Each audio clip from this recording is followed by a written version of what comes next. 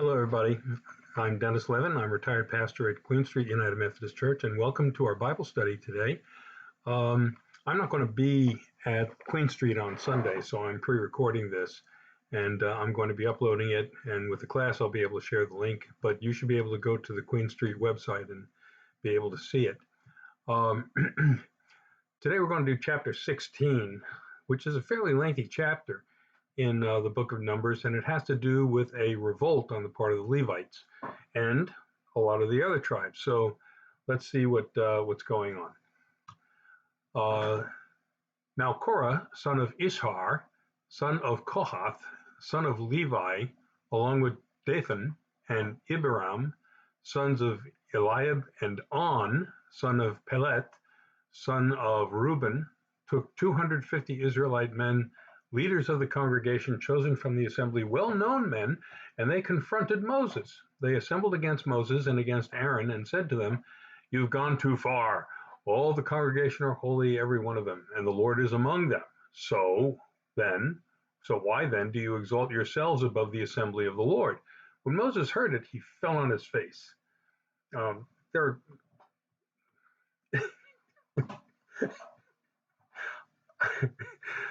Okay, maybe we're not used to leaders falling on their face, but I'm just saying. But Moses falls on his face for a number of reasons, and it's not because he's dizzy. He falls on his face out of reverence for God. If he falls on his face before the Lord, he falls on his face in front of the people for anger. And in this case, he's pretty angry. He falls on his face. This is a gesture of anger. Okay. So let's not think that one is the same thing as the other.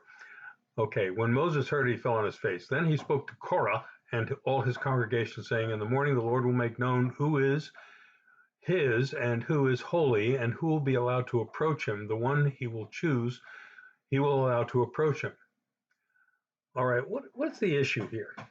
Okay, we know that there's a test coming, and Moses is just about to define the test. But what's the actual test? And why are they doing this? Why is there a revolt?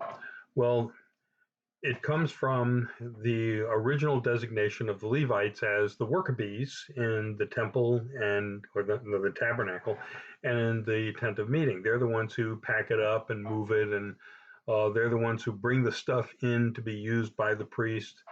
And so they're making an argument here, and it's one that I think is cogent today. Okay, we might not disagree with Korah so much. The position of priest, the position of the priest was one of heredity. It was not one of calling necessarily, with the exception of Moses. Moses was definitely called. Aaron was more or less appointed. And then all the kin of Aaron become Aaronite priests. And so you become a priest not because God has spoken to you and called you to this ministry. You become a priest because your daddy was a priest and his daddy before him was a priest, and you're going to be a priest too. And that's all there is to it. And the same thing with the Levites. The Levites were given, the sons of Levi were given a specific task. They got special privileges too. But, basically they got tasked with the work of the worship, in terms of cleaning up the place and carrying things around and, bringing stuff to the priest to use for sacrifices, et cetera, et cetera. So, but the Levites were not drafted into military service. The Levites were used as the enforcement agency when God wanted to enforce his displeasure with the people. The Levites went out and killed everybody, and so the Levites, they were like the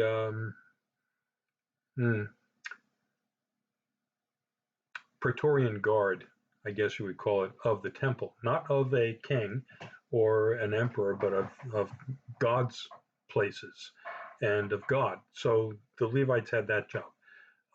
They weren't satisfied with that. Moses kept saying to the people, God has chosen you to be a holy priesthood. To whom? To all the nations. God has chosen you to be a holy priesthood to the nations. All right, so Korah comes up and says, if God has called us and chosen us to be a chosen people, a holy people, a priesthood to the nations, then why aren't we all capable of assuming the role of priest within our own camp? Sounds perfectly logical to me. And so he's the problem that they're running into is that in the process of challenging these very restrictive roles that have been allotted by tribe and heredity, they also have the issue of dealing with God's specially chosen of the chosen, which is Moses. And so they're challenging Moses and Aaron's position as priests, and as setting themselves up and above.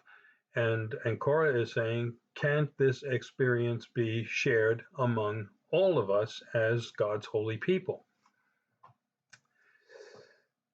This is very much the kind of thing that Christ was saying to his followers. I am a child of God. You are children of God. The things that I do, you will do. In fact, you'll do greater things than what I've done. And so if you want to look at it that way, it's really Christ is getting back to the argument that Korah was presenting, which means that within the people, God can choose the leadership. And here's the other side of the equation. God did choose the leadership, and they're saying we should all be eligible, and God's saying no, these people are eligible because I chose them. Okay, so here we go. We're going to have a test. Do this. Take censers, Korah, and all your congregation. Tomorrow put fire in them and lay incense on them before the Lord. And the man whom the Lord chooses shall be the Holy One. You Levites have gone too far. So God is saying, you're challenging the system that I set up. You've gone too far. You're stepping over the line. Okay.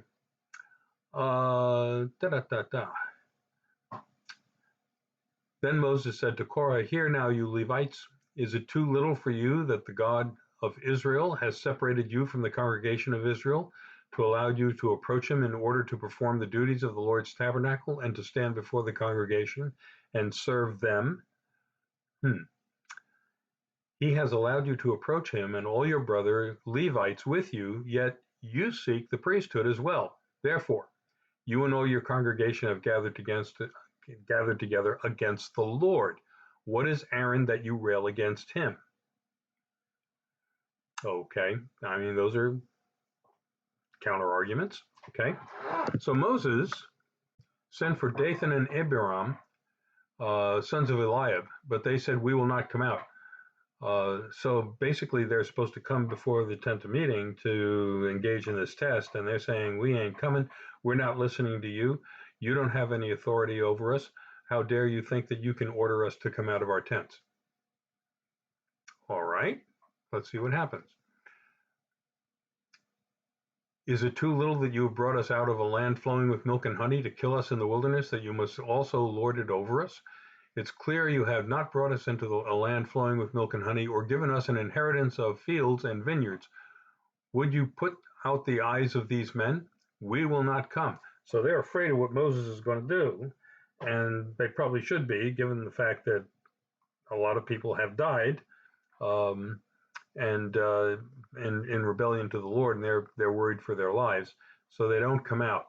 Okay, but they are also bringing up one of the complaints that the people have now, because God has essentially cursed the people, at least the generation that resisted his call for them to invade Canaan.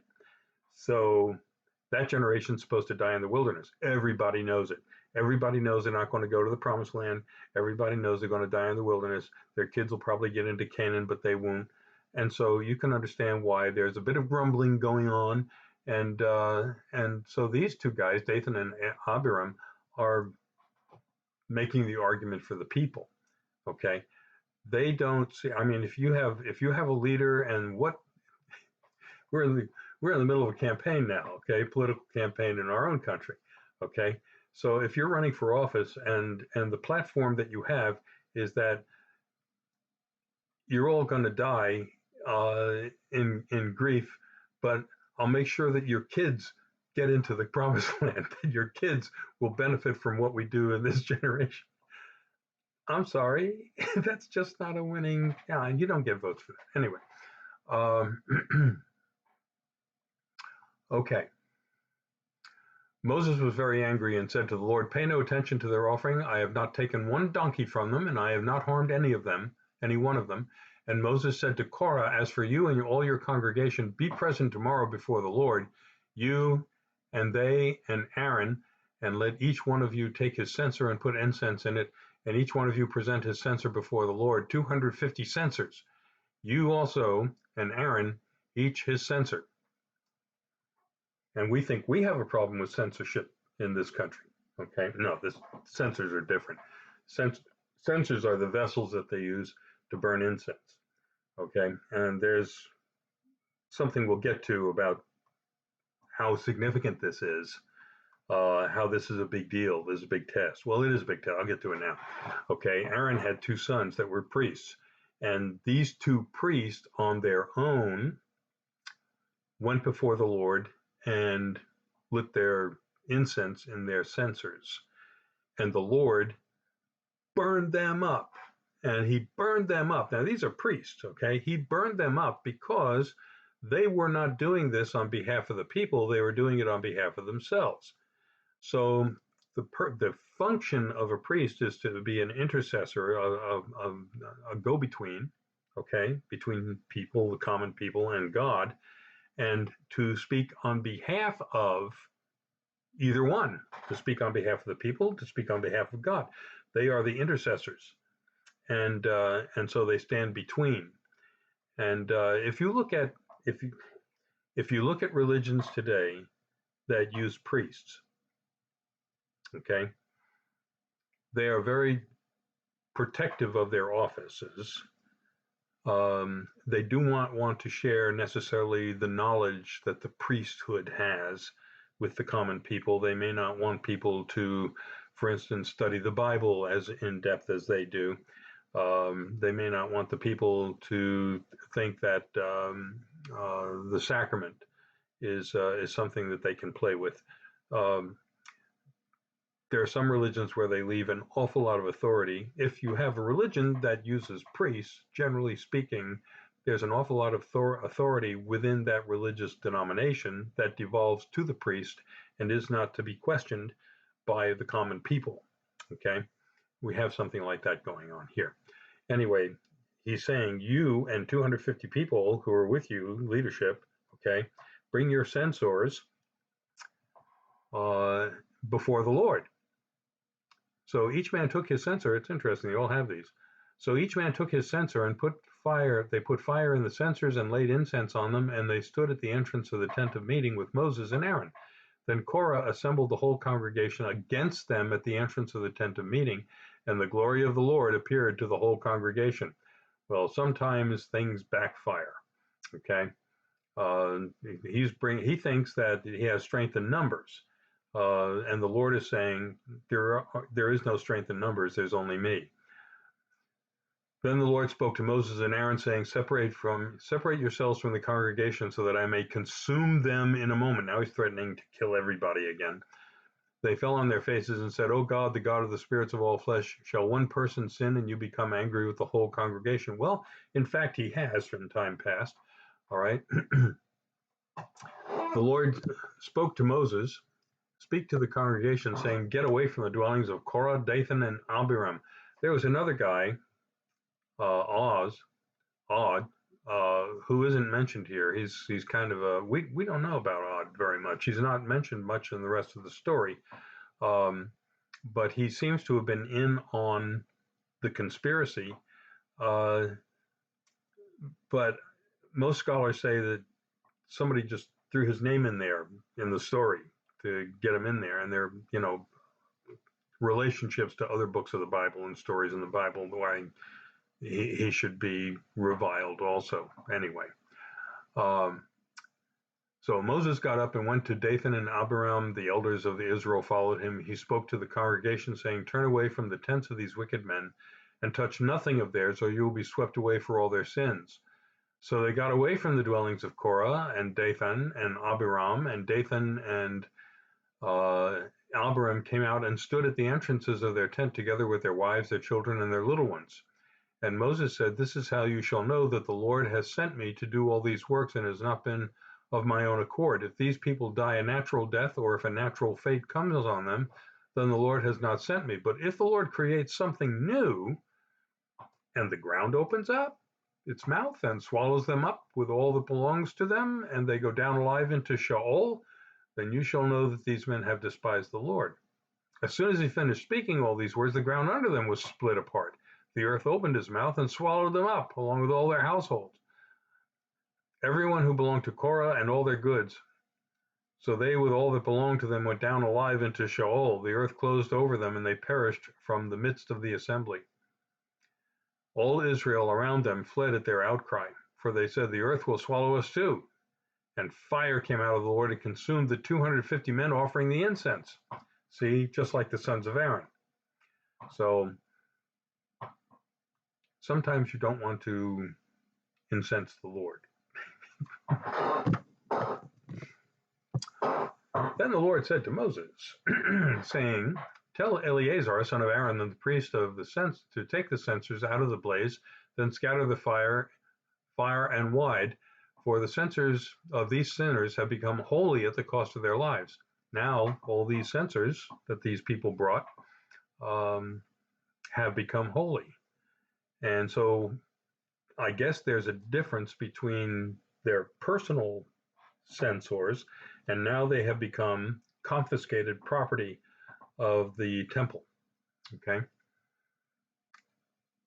Make them into hammered plates as a covering for the altar, for they presented them before the Lord, and they became holy. Thus they shall be signs assigned to the Israelites. So what happened was these people brought the censers before the Lord, and when you do that, it becomes holy. So now that it's become holy, it's part of the temple property. Thus they shall be assigned to the Israelites. So Eleazar the priest took the bronze censers that had been presented by those who were burned, and they were hammered out as a covering for the altar, a reminder to the Israelites that no outsider who is not of the descendants of Aaron shall approach to offer incense before the Lord, so as not to become like Korah and his congregation, just as the Lord said to him through Moses. So again, Moses' authority is reaffirmed. The people who challenged him are dead. The stuff that they left has become prize booty for the temple, and the covering that they've made from these bronze censers is a reminder to the people: don't mess with the priests. On the next day, however, the whole congregation of the Israelites rebelled against Moses and against Aaron, saying, "You have killed people of the Lord." Well, they held these people in high regard. These were highly regarded Levites, and they brought with them some of the leaders of the tribes, and the people respected them and felt like maybe God's response was over the top, and that's what they're saying. "You've killed the people of the Lord." And when the congregation had assembled against them, Moses and Aaron turned toward the tent of meeting. The cloud had covered it, and the glory of the Lord appeared. Here we go again. Then Moses and Aaron came to the front of the tent of meeting, and the Lord spoke to Moses, saying, "Get away from this congregation, so that I may consume them in a moment." And they fell on their faces. Now they're falling on their faces in reverence to God, because they're going to speak to God. Moses said to Aaron, "Take your censer, put fire on it from the altar, and lay incense on it, and carry it quickly to the congregation and make atonement for them, for wrath has gone out from the Lord. The plague has begun." So they already have, COVID has hit the camp, and now Aaron has got to go out and provide the cure. And Aaron's censer is already holy, So he takes it out to the people and takes it all among the people. Okay.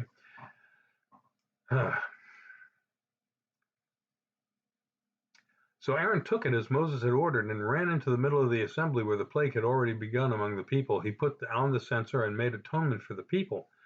He stood between the dead and the living, and the plague was stopped. So this is, this is like when the plagues came on Egypt, and, there were limitations. The death angel made a differentiation, and what Aaron has done, he's gone in with the censer and has used that as a shield against the plague. Okay. He stood between the dead and the living, and the plague was stopped. Those who died by the plague were 14,700, beside those who died in the affair of Korah. A lot of people getting killed. They don't have to drop dead in the wilderness. They're getting killed along the way. When the plague was stopped, Aaron returned to Moses at the entrance of the tent of meeting. Okay, we're going to go. Chapter 17 is very short, so I'm going to go into that. The Lord spoke to Moses, saying, "Speak to the Israelites and get 12 staffs from them, one for each ancestral house, from all the leaders of their ancestral houses. Write each man's name on his staff, and write Aaron's name on the staff of Levi. For there shall be one staff for the head of each ancestral house. Place them in the tent of meeting before the covenant where I meet with you, and the staff of the man whom I choose shall sprout. Thus I will put a stop to the complaints of the Israelites that they continually make against you." Moses spoke to the Israelites, and all their leaders gave him staffs, one for each leader according to the ancestral houses, 12 staffs, and the staff of Aaron was among theirs. So Moses placed the staffs before the Lord in the tent of the covenant. When Moses went into the tent of the covenant on the next day, the staff of Aaron for the house of Levi had sprouted, and it put forth buds, produced blossoms, and bore ripe almonds. Then Moses brought out all the staffs from before the Lord to all the Israelites, and they looked, and each man took his staff. And the Lord said to Moses, "Put back the staff of Aaron before the covenant, to be kept as a warning to rebels, so that you may make an end to their complaints against me, or else they will die." Moses did so, just as the Lord commanded him. The Israelites said to Moses, "We are perishing, we are lost, all of us are lost." And they're right. "Everyone who approaches the tabernacle of the Lord will die. Are we to perish?" Yes. Short answer, yeah, you are. So this is all bad news. Well, what's going on here?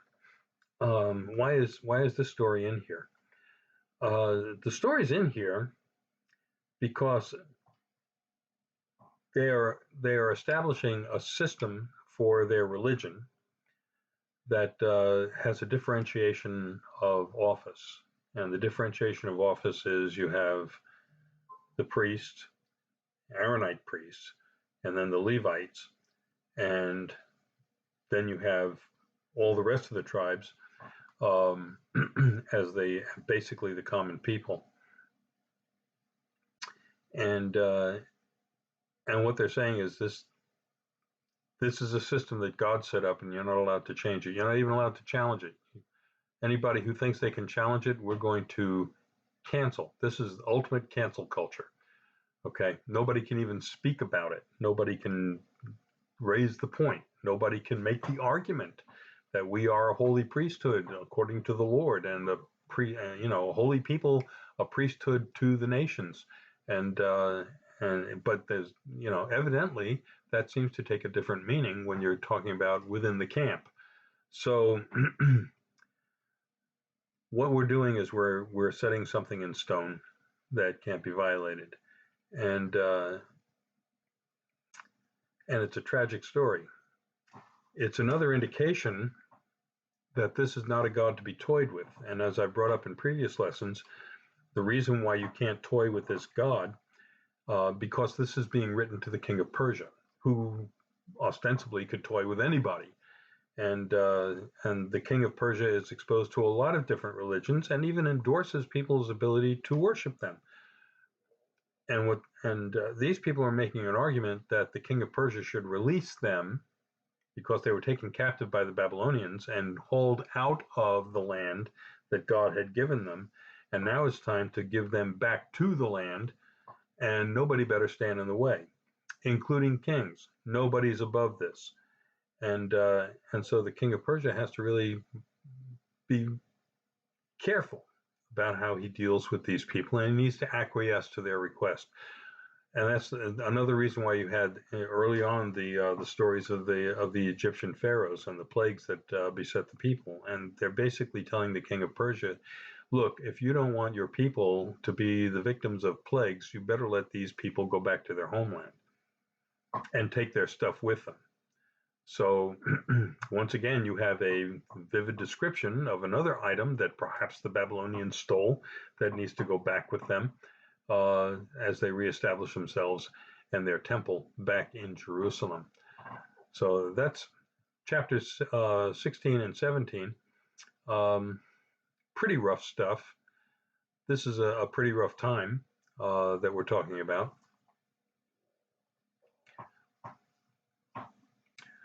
But still, there are differentiations made. You know, I'm an elder of the United Methodist Church. I went through an awful lot of preparation to do that. It wasn't my idea to get into it, but you know, God called me, and I just, you know, that's what happens. You know, I'm a preacher's kid. You'd think I'd know better, but anyway, I'm in it. But there are things that go along with the office, and when I was ordained, the bishop laid hands on me and said, take authority to preach the gospel, perform sacraments. Okay. So there was a specific authority that was given to me when I was ordained. And that's something that is jealously guarded. And it's a good thing, I think, because you want to make sure that if the church is going to evolve, and the church does evolve, and in fact should evolve to some degree, okay, that there's somebody who stands there and says, well, wait a minute, what do you want to do about this change? Why do you want to bring this change in? And that's essentially what's going on here, is that you have some what we call progressives, okay, in the congregation, and they want to move the authority level of the office holders to a broader base. And there's a tension here between what we have seen is in terms of charismatic leadership, and then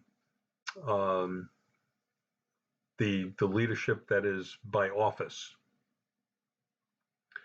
So once you have that office, one of the things that you're supposed to do, and some of my colleagues have not, is to guard against some of the ideas that come into the church from time to time. But at the same time, we have to be careful, because just because we have that role as guardians doesn't mean that we can simply pronounce whatever comes to mind, or that we can simply go along with what society wants. There are many pastors in North and South that promoted slavery and falsely accused people of being the descendants of Ham, and you know, it's just a lot of the stuff that went on comes from the clergy. And you look at what's going on now with the anti-Semitism. Anti-Semitism hasn't just come from Islamic people. Anti-Semitism has come also from Christianity, and it's come from the pulpits of Christianity, just like anti-Semitism has been coming from the pulpits of the imams. And that doesn't mean it's right, just because somebody with authority says it's right. So you have a dynamic tension where authority has to be challenged from time to time, and we have to look at what are the first purposes of the religion as it is formed. You know,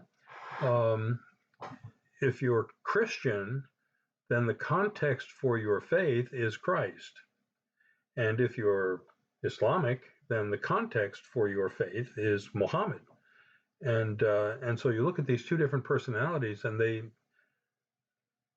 religions are supposed to reflect those personalities. Same with Buddha. The religion is supposed to reflect the personality, the teachings, the actions of the Buddha. So look where it comes from. Look where it comes from. And there are an awful lot of occasions throughout history where the church has practiced and promoted things that were not Christian, and they were not Christ-like. They were not gracious. They were not kind. They were not beneficial. They were not healing. They did not demonstrate the love of God. Okay, that's part of our history, but that's we're not the only ones with a history like that. You look at other religions, and sometimes they're even worse. So if we are going to climb out of that shell, the mistakes of the past, then we need to have a system where challenges can be raised, and can be raised by people who view some of the positions of the church as being antichrist. This was the case with Martin Luther. Martin Luther saw that selling indulgences for the sake of building the Vatican was a violation of what God had in mind when He offered forgiveness to everyone. And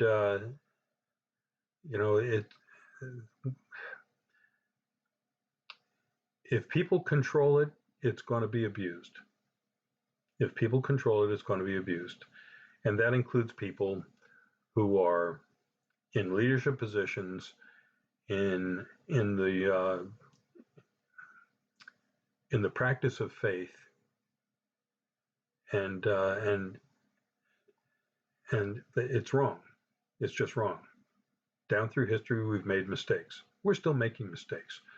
I've got my ideas about what kind of mistakes we're making these days, but not everything we're doing is a mistake.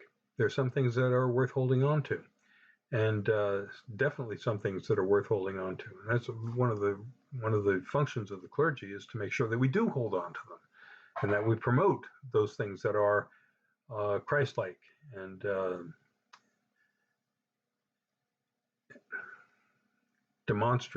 demonstrative of the way Christ presented Himself and His Heavenly Father to the people in His day. I'm hoping we can do that, but this kind of dynamic tension doesn't need to be enforced with an earthquake or a fissure in the ground or spontaneous combustion. And to pray for the destruction of your enemies. And Moses did not. Remember, Moses did not. He just said, this is what's going to happen. But he didn't. Every time Moses is opening his mouth, he's complaining about the people, but he's also seeking their restoration and salvation. Sometimes they're just not. But in spite of what Moses says, whatever Moses pleads, but he's able to save some, and that's good. Okay. I don't know, when you get into the whole narrative of the Exodus, there are a lot of things that should make us challenge not just what was going on in that day and time, but we should also challenge some of the things that are going in our own day and time, and the perspective of religion as it's practiced. Whenever we as Christians see a Christian entity, a subdivision of Christianity of some sort, performing in a way that is unchristian, we have a duty to speak out against it. And I believe that other religions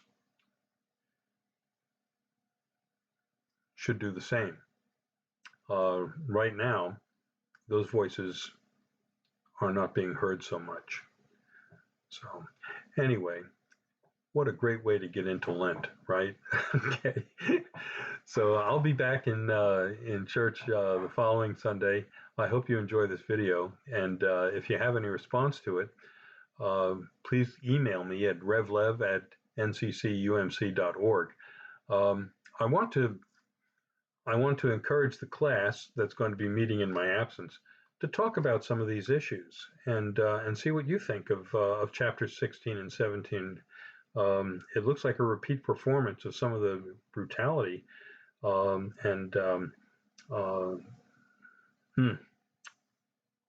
the authority of God being expressed in a way that is not necessarily gracious, or redeeming. But in the long run, maybe it is a little bit, to keep people in line. But you're looking at a God who's willing to throw away a lot of people, and because of their mistakes. I just hope I'm not one of them. So, well, God bless you. Happy Valentine's Day. Hope all goes well with you, and God bless you all.